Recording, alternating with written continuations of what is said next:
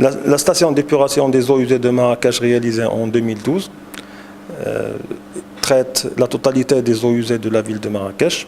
Elle constitue la pièce maîtresse du projet de traitement et de réutilisation des eaux usées pour la mobilisation d'un potentiel jusqu'à 33 millions de mètres cubes annuellement pour l'arrosage, notamment des golfs, des espaces verts et de la palmeraie de Marrakech. Cette station constitue la pièce maîtresse de ce projet de réutilisation.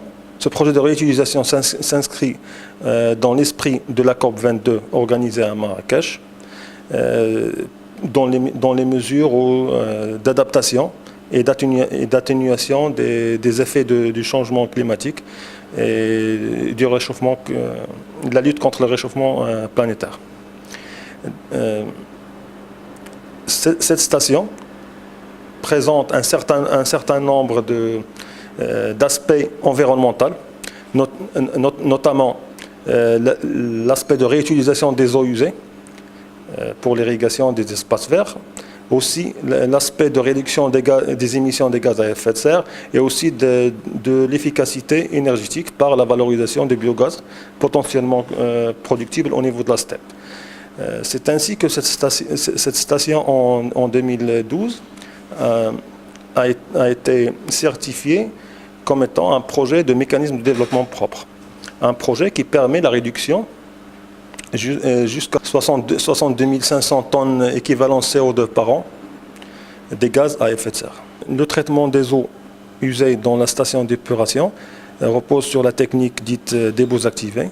L'eau usée suit un parcours depuis l'entrée jusqu'à la sortie, suivant les étapes de dégrillage, d'huilage, suivi d'une décantation primaire.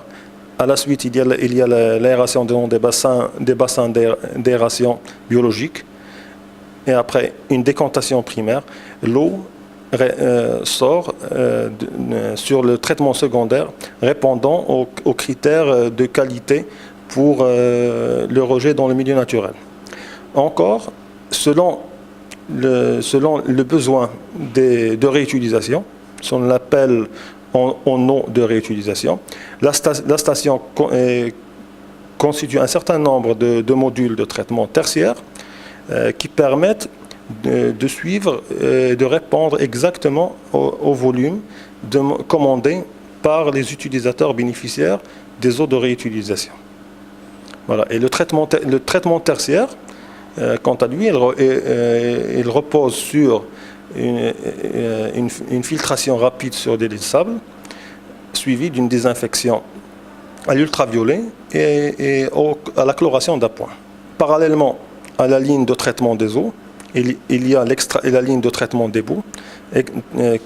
Suite à l'extraction au niveau des décanteurs, on fait l'extraction des boues et après un épaississement gravitaire ou une flottation, les boues intègrent les digesteurs où ils subissent une digestion anaérobie qui permet de dégager jusqu'à 20 000 normomètres cubes de biogaz, ce qui permet de produire 30 MWh d'énergie électrique par jour, ce qui suffit pour couvrir 50% des besoins énergétiques de la station.